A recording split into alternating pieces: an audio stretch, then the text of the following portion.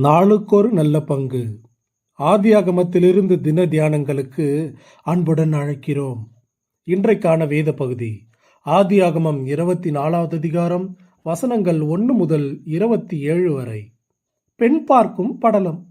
நீ என் தேசத்துக்கும் என் இனத்தாரிடத்திற்கும் போய் என் குமாரனாகிய ஈசாக்குக்கு பெண் கொள்வேன் என்று வானத்துக்கு தேவனும் பூமிக்கு தேவனுமாகிய கர்த்தர் பேரில் எனக்கு ஆணையிட்டு கொடுக்கும்படிக்கு நீ உன் கையை என் தொடையின் கீழ் வை என்றான். வசனம் 4.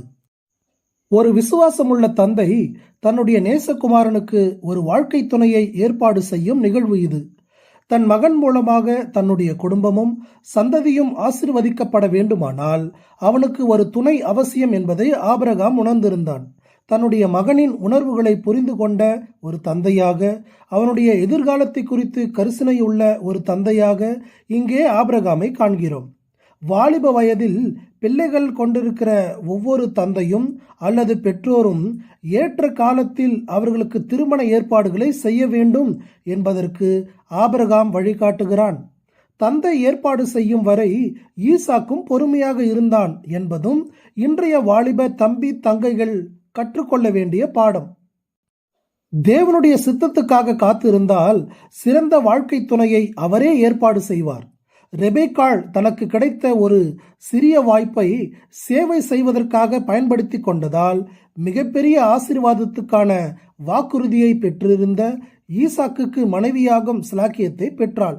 ஆகவே தங்கள் வாழ்க்கை துணைக்காக காத்திருக்கிற ஒவ்வொரு இளைஞரும் உங்கள் வேலையில் கவனமாயிருங்கள். உதவி என்று யாராவது வரும்போது உற்சாகமாகவும் விருப்பத்தோடும் செய்யுங்கள். அது நீங்கள் அடைய போகிற வாழ்க்கை துணைக்கான சோதனை தேர்வாக கூட இருக்கலாம்.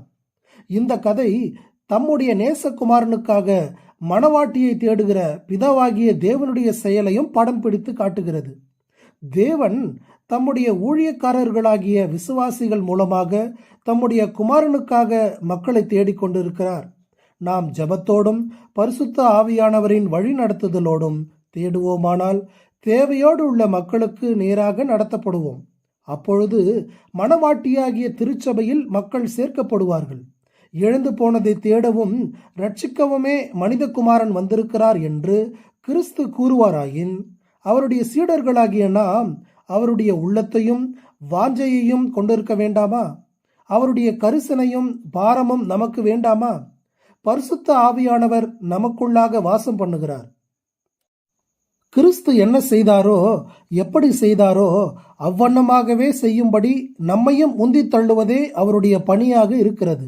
ஆபிரகாம், ஈசாக்கு, ஆவியானவரால் நடத்தப்படுகிற வேலைக்காரன் ஆகியோர் நம்முடைய ரட்சிப்பின் திட்டத்தில் ஈடுபட்டு கொண்டிருக்கிற பிதா, குமாரன், பரிசுத்த ஆவியானவருக்கு அடையாளமாய் இருக்கிறார்கள். தூரமாய் இருந்த நாம் இப்பொழுது கிறிஸ்துவின் இரத்தத்தால் அவருக்குள் சமீபமாக வந்திருக்கிறோம். ஒருவர் நமக்கு நற்செய்தியை அறிவித்ததால் நாம் ரட்சிக்கப்பட்டோம்.